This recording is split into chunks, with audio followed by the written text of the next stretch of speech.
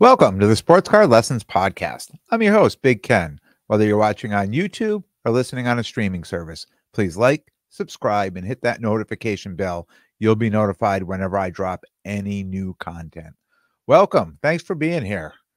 How is everyone doing? How about them Chiefs? What a game. It's been that long. It's my first time back talking to you since the Super Bowl. So I know the game is over and long gone. I still had to say it. So excited about my Chiefs, and hopefully they'll do it again next year and be the first one to do it 3 times in a row. But what a game!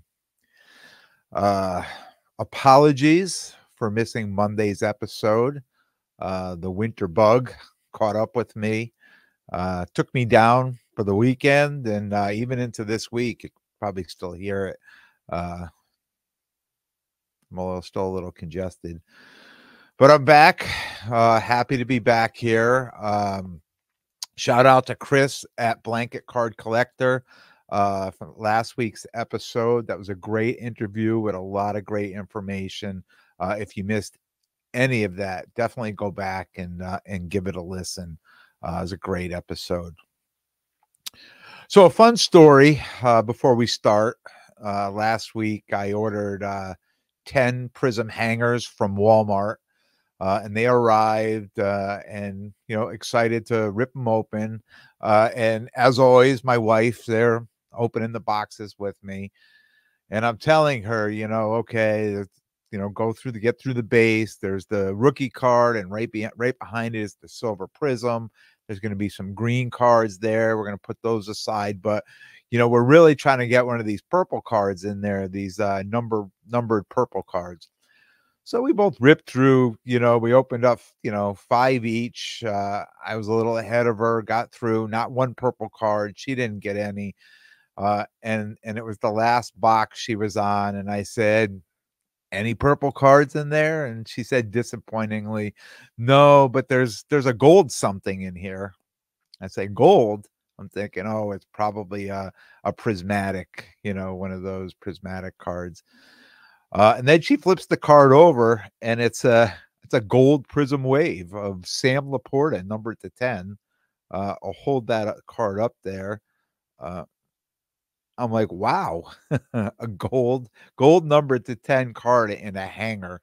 I opened up a bunch of blasters and mega boxes, and I was witness to a bunch of hobby boxes being opened up, and never saw a gold card. And I can't believe we pulled one out of a hanger, and a rookie on top of it, right? Usually it's some lineman or something that is worth $10, but I definitely got my money back on those hangers from that one. And she's pretty lucky. She usually, if there's a good card in there, usually when we're, opening up any of the cards, if there's going to be a kaboom or a downtown or something, she's going to pull it. So yeah, I'm very excited to have that card.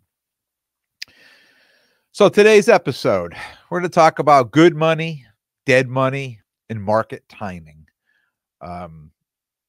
I've talked for the last 3 seasons here on the pod about, making a season plan that works for me in the hobby. I'm completely transparent, what my plans are, and really honest what works and, what failed. I get a lot of questions, and it's starting to happen right now. And I think, listeners are trying to emulate, some of what I'm doing. And hey, that's what I'm here for, right? I mean, I talk about what works.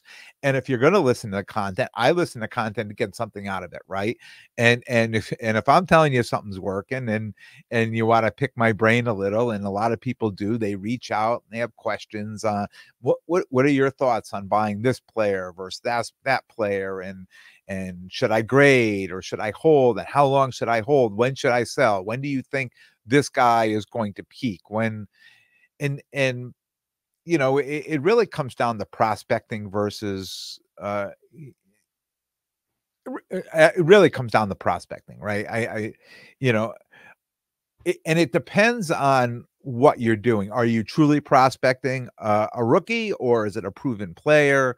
Are you buying now for because you've got some news? And I talk about all this. I bought, and it was funny because I talked about buying Justin Fields, right? And then at some point I saw some stuff come up and said, "Oh, he may be a Pittsburgh Steeler." I'm like, "Oh, shouldn't have bought those Justin Fields cards," right? Just because, I mean, you think about where's the hype of him going to the Steelers, right? I mean, it could work out well, but it really doesn't matter when because for the most part, unless you live up in this area, I don't think Steelers are a sexy team, right? And that's what it comes down to. It a lot of times, a player could go to a team that's just a sexy team that he's going to, and people get all excited. We got to, buy and really, you could look at, who's the supporting cast and say, I don't think this guy's ever going to get off the ground, and anything good's going to happen. But since the market is excited about it, let's buy and sell those cards, right? So there's a lot of things that happen with players, and again, rookies versus proven players. And I start all this by saying my plans are really tailored to meet my needs and goals, right? This is year 3 of me basically being a full-time dealer and having, just as many L's as W's, right? And I talk about this all the time. But as long as I'm learning from the L's and creating more W's and less L's, I'm becoming more successful, right? And what may be an L for me may be a W for somebody else. Somebody may take the same thing I did and I said, and this just didn't work out for me. And you could do the same thing and add your own little twist to it, and then it could become a W for you. So a lot of the times consuming content, and you're consuming this content, I consume a ton of content, and I listen to what worked for other people, what didn't work for other people. And sometimes what didn't work, somebody will say, this is what I was doing and it didn't work for me.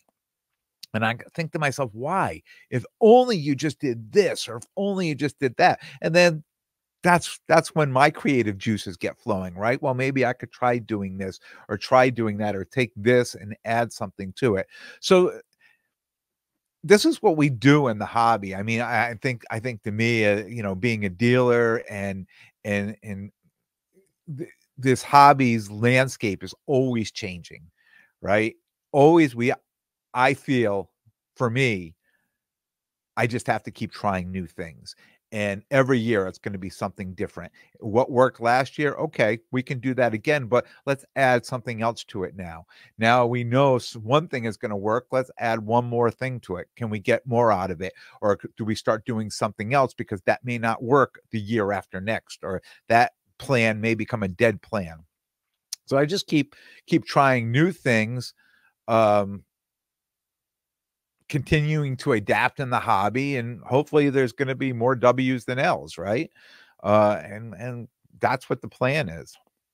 I received a message from a listener last week who said he was listening to this content creator. It was basically talking about, what I talk about all the time, what my plan was with football, but they're saying, this is when to buy, how to buy, and the timing, when to sell. And the listener said, look, it sounds like your plan, like what you do, but the timing and everything was different. What do you think of that? Like, it's almost as if, he wanted me to compare my plan to their plan, right? I told you I gave it a listen. At the end of the episode, I'll tell you what the difference is with the two plans. Nothing wrong with the different plan, right? Everybody's got to do their own thing in the hobby, right? I really want to share some my points about what I'm doing, but the most important thing here above all else is staying within your budget. Stay within your budget. Do not overextend yourself. If you can't afford, and I talked about this before, if you can't afford to put money out there in the hobby, don't put it out there in the hobby. It doesn't belong out there in the hobby. Um, I put money out there and give it a chance to grow, right? That's what I do. I can do that. That's part of my plan. And everybody needs to create their own plan that fits within their budget. And we're all different. And we know, and you know that if you go to shows, if you're active in the hobby, you go out there, you see these people, they're sitting there with their case, right? And they may have 20, 30, $40,000 in cash sitting in their case with a sign saying, I'm buying, right? That works for them. There's no way that I'm going to a show to drop 30 or $40,000 in my case and try to bring people in to sell me their cars. A lot of times what I see is that same money leaving at the end of the day too. So I don't know how much buying they do, but that's not the lane I'm going to be in. I'm not showing up at a show with that much cash, right? Not even close. A very, very small percentage. I'll be buying at a show, but I'm certainly not buying,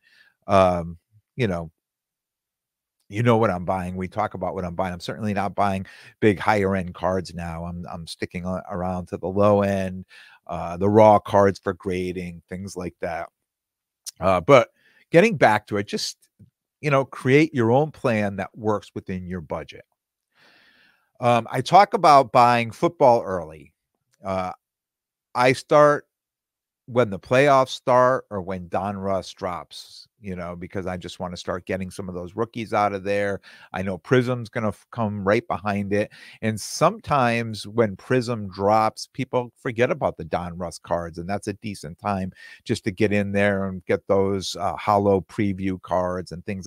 I mean, I don't think there's, many cards in the Donruss line that, that are going to be, but really, really expensive. Even if they come out and they gem and they get a 10, they're generally 500 and under in most of those cards that come out there. And that seems to be kind of the sweet spot now, what people are buying. So I don't mind doing that, because you can get into these cards for, $50, $60, $70 and grade out. If you can gem, you're certainly going to double your money on it. And, how many cars can you say you're going to double your money on something like that?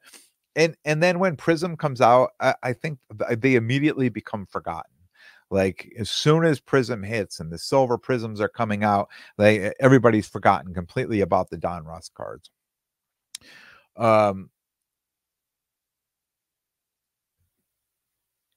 lane for me that I'd been in is buying the graded cards.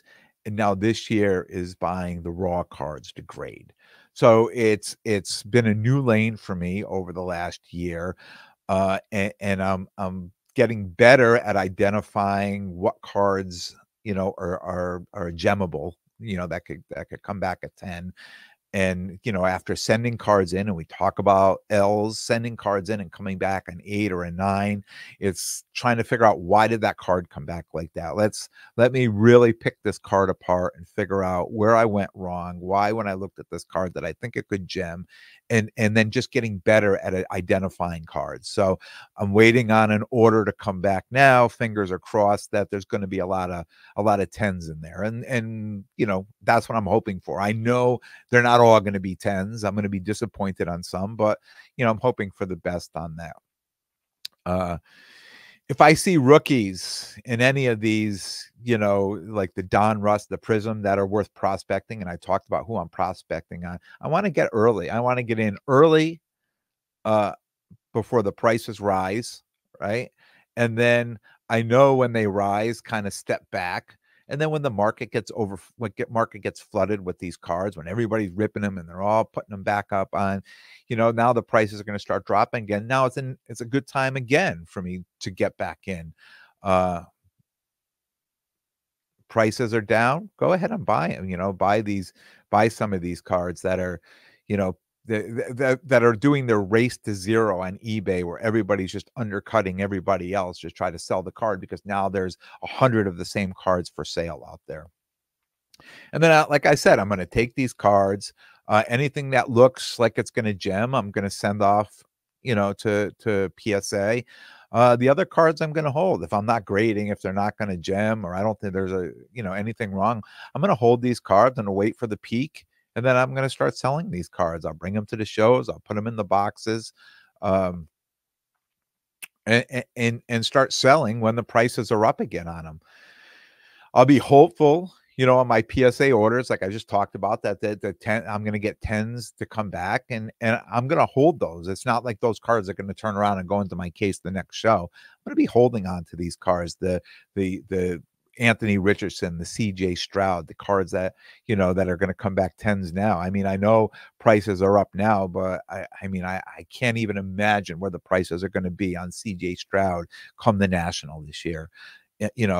I've got a number of his cards out there. Any one of these cards that come back 10s, I know there's going to be a lot of profit built into those cards. So I get a little bit excited about that. Right. But, cards are going to come back 9s too. Right. There's going to be dead cards there. And dead cards equal what? Dead money. And there's really no way around that. There's no way around, dead money. If you're prospecting, you're going to end up with cards. And even if the cards come back a 9, there's a time, to me, I feel there's still a time and place to sell them. So, I'm saying now I'm going to have a lot of profit built into a 10, but if it comes back a 9, right, we're all like, this is a total loss. Well, no, if you sell it at the right time, if you have a Stroud that comes back a 9, right now it may be worth $60 or $70, but come the National, that card could be worth $200. If the 10 is at $500, where's the 9 going to be?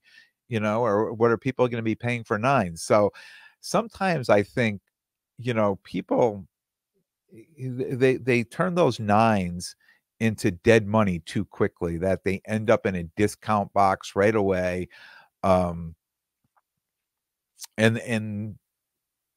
I don't mind picking up, like if I'm going to a show this weekend, if I went and looked in there and I saw some PSA 9 Prism of CJ Stroud, or even in the Don Russ, any of the some of the nicer cards there, the preview, the hollow, things like that.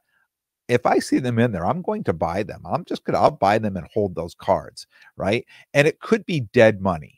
I mean, seriously, it could be dead money. Those cards could never come up in value, but I would just have to think that when those 10s start rising, when the hype of him starts rising in June, July, when people are just like, all I want is a Stroud card, right? I still think there's going to be a lot of value in those 9s too. So I think it, a lot of times we say, oh, if this thing didn't gem, it's, it was a loss. Well, I think certain players, even a 9, could turn a little profit if held and sold at the right time. Last year I invested a substantial amount of money on QBs, all PSA 10s. Mahomes, Burrow, Lawrence, Fields, everyone that I knew there was going to be hype on come the National. Everyone I felt the price was going to rise. I talked about this. I bought these cards at comps in February, March, and April, and maybe even some in January too, right? And my whole thing was, if I buy them at comps and then 6-7 months later I sell them at comps, I'm hoping there's going to be a 10 to 20% profit built into that. Just buying when the prices are down, and then when people are forgetting about them and people are selling them because they want to cash out of those cards and put the cards into basketball or baseball or whatever season's up next for them. So to me, that was good money. That was money that was going to make money for me. I can afford to do that, right? I can afford to put that money out there for 6 to 8 months, knowing that it's going to grow and it's going to bring some money back to me, right? That doesn't work for everybody. For me, did that plan work? Yeah, for the most part it did, right? But I'm still taking a chance on that plan. Some cards rose, right? Some cards went up to the high end, the 20, 25%. Some were maybe down at 5, 6, 8%, 12%, something like that. And then others some cards stayed the exact same price and other cards dropped. But the problem is, you know, if a card stays the same, right, at a show, nobody's going to pay the actual comp on it. So now it comes down, below comp. So some of those cards, may have been an L, and more of those cards were W's. And at the end of the day, it was a good plan. It was a good plan. I learned a few things about some of the cards I was buying, but still, to me, it was good money to put out there. For other people, it could be dead money, right? It could be hobby money that you're putting out into a card, and now you can't touch it for 6 months or 7 months. So if that's the plan and you're not sure if you can put that money away for 6 or 8 months, you're better off creating a different plan, more of a short-term plan, right? Maybe I'm going to buy some baseball cards right now and I'm going to flip them. And then maybe in May or April, I'll try to buy some football and then move those in July, at the National. So some of the cards that, ended up being, that I learned my lesson on, ended up being dead money, were cards that I purchased last year, like Tom Brady, Wayne Gretzky, players that really don't have a season, but I just felt that, at the National, these cards were going to be popular. People were going to look for them.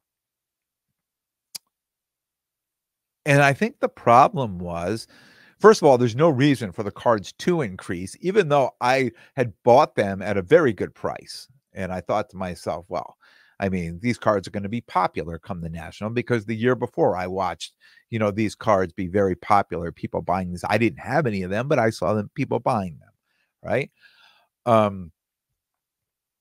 There's no reason for these cards to increase in value.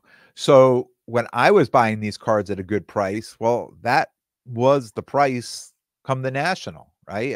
There was no reason for it to go up. So actually, these cards went down in price, but there was no reason for them to come back up. There was no hype. There was no reason for them to come back up. And because there was so much of that same inventory at the National, the prices actually fell on those when I got there. And then I'm looking and I'm seeing what other people are selling these cards for. I'm like, geez, I said, I paid more for those cards, right? So then I realized immediately, there's dead money. There's money that I put out, I held on to for all that time. And then at the end of the day, it actually lost. It was like a stock that lost, that went down instead of gone up, right? I've learned on cards like this now, players like this now, that they're either a PC hold or an immediate flip. It's either you're getting this card because you could flip it quickly, or you're getting this card because it's going to go in your PC. But anything else, it turns into dead money. It's players that have no season. It's very hard to hold them for the whole year, right? And I'm not talking about vintage, because I know vintage is a whole other, I'm when I talk about players with no season, again, I'm more current players that aren't playing, that have retired, right? Timing the market is probably the biggest thing here. You have to know when to sell. And I've learned, and I talked about this, I've learned many hard lessons timing the market. I feel after 3 years, I know the best times to sell a sport. Whether it's hockey, whether it's football, whether it's baseball, whether it's like I know when the best time is to sell it. And with football, my thoughts, if you sell football between June and August and cash out, right? Take the profit and start planning for next year. Even if those players are playing well, even if it's a player you're like, hey man, Joe Burrow, he missed the whole season. He went out on a season-ending injury, and the next year he came back and won the Super Bowl. And now this year he missed the season. We got big plans for, okay, that's good. I'm still going to sell the card in August. I'm not going to be holding that card, because I don't want to take the chance of losing out on the profit. And if you run it like I do, I take the sure profits, right? And I'll just reinvest rinse and repeat. I could look back and say, geez, I shouldn't have sold that card. But more times I'm saying to myself, yeah, I'm glad I sold that card, right? For whatever reason.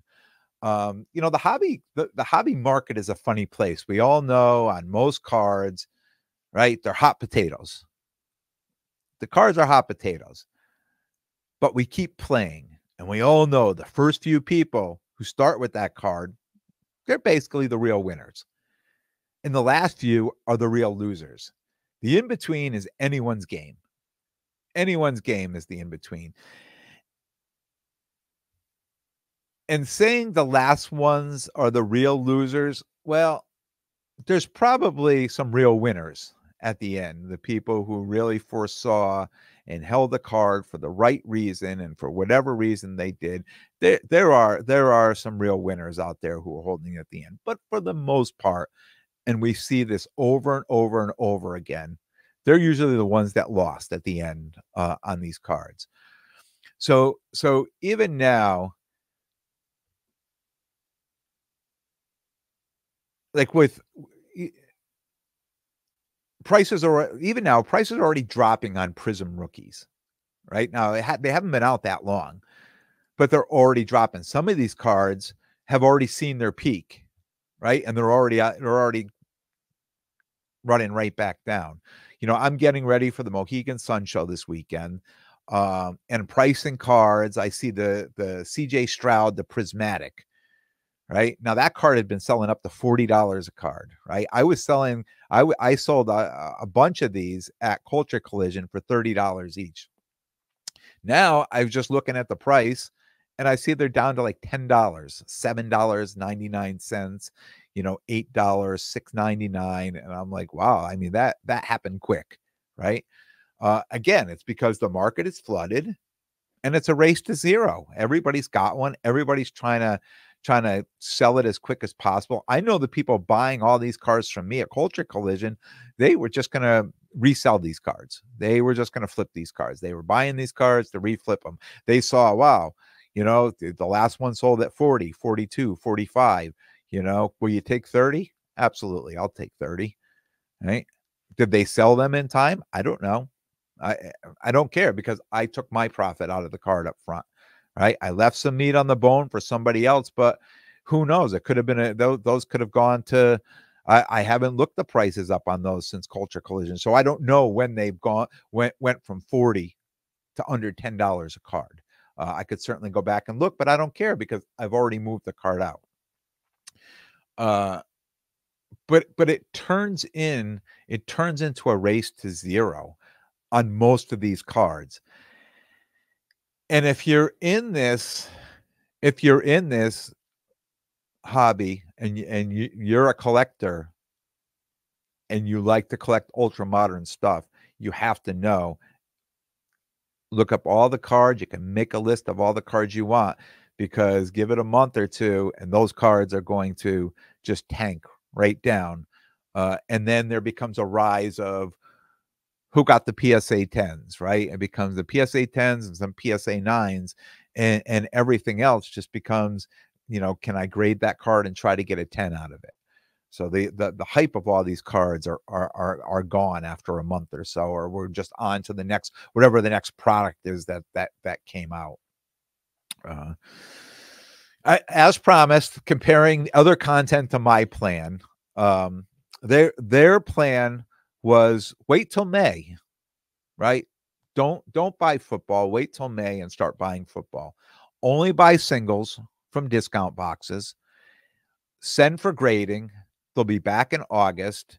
Start selling late August into September. I mean, it sounds like a solid plan to me. It's not something that I'm going to do, but sounds like a solid plan. There's no money tied up for months, right? So you're giving a plan to somebody saying, look, here's some low risk. If you want to become a flipper, if you want to make money in the hobby, here's some low risk. And honestly, if you're really good at identifying cards that could gem when you're out at the show going through discount boxes, even better, because being being able to do that and pull cards out of there and be pretty successful, of what could gem. My friend Jordan at Zips Cards, he was great at that. He could go out and we would go to a show and he'd show me all these 10, 12, 15 cards he pulled out. And then he would send me messages a month later. Remember that show? And this is coming back from PSA. They'd be all tens. So he was great at that. And like that is his lane in the hobby. I'm not as good at it. I'm getting better. I'm telling you what, I know I'm getting better because I'm doing a lot more of the grading. I'm doing a lot. I got a lot of cards, right, that some early grading that I sent out. Some came gemmed, a bunch came back nines, and I had to figure out why did they come back a nine, right? What went wrong? This card looks so good to me. And then I examined the heck out of this card. I bought a centering tool to go back over and see, was it the centering, because the corners and the edges look good. Was there something on the card I missed, and how did I miss it? And just try to figure out and I know I'm going to get a lot of people say, hey, you know what? Out at PSA, there's really a 9 or a 10. It's just depending how somebody felt that day. And somebody else had messaged in when I talked about that and said that they have a computer scanning, grading these cards now. It's not people grading these cards. So again, I at first I heard of that, but I can only hope, right, that whatever is happening, it's whoever's grading is having a good day when your cards are going through their thing. Because some of the cards I've gone through that have 9, like I cannot find anything. And I say to other people, even my friend Jordan, I say, hey man, can you look at this card? Can you tell me why this came back a 9? He'd say, I have no idea. If I would crack it out and send it back, it'll probably come back a 10, right? And maybe it would. I haven't done that yet, but maybe I should try if I really feel that strongly about a card.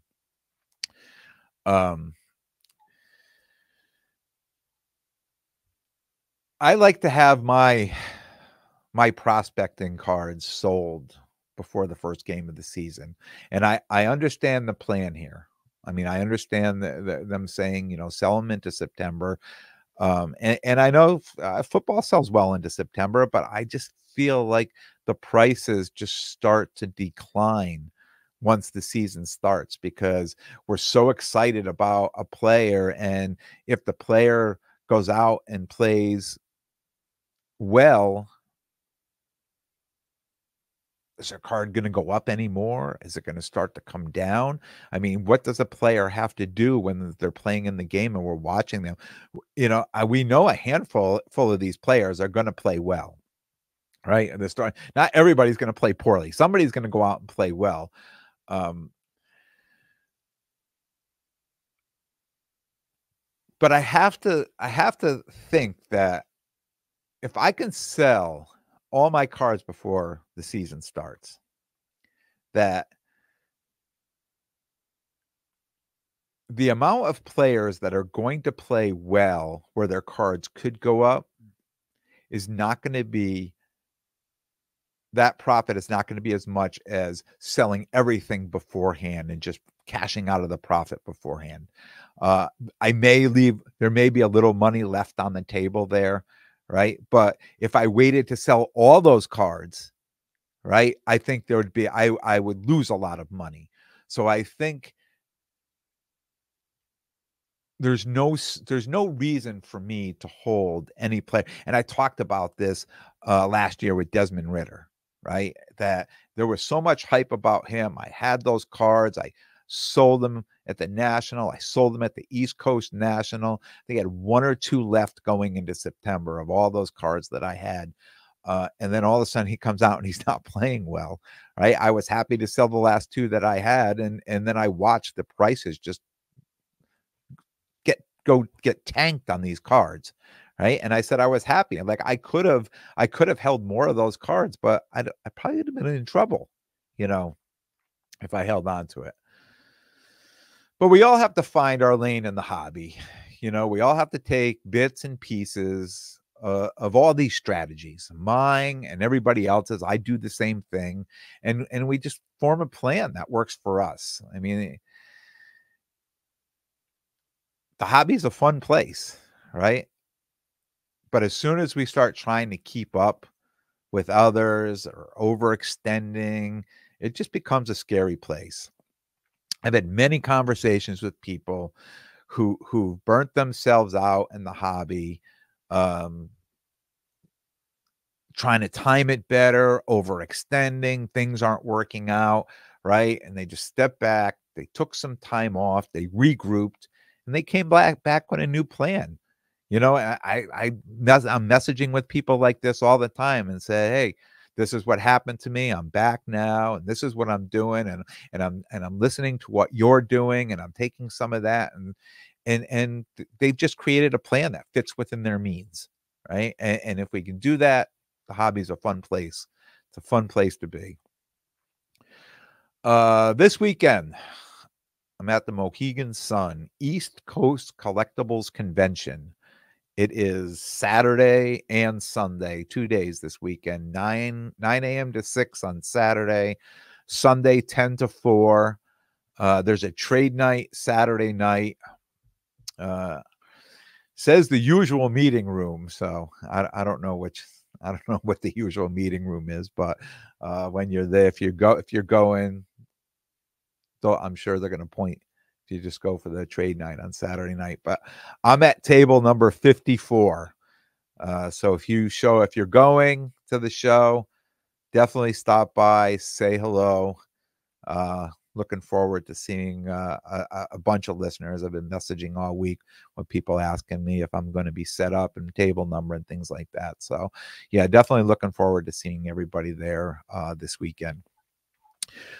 I will be back Monday. I'm going to recap this show. So I don't know if it's going to be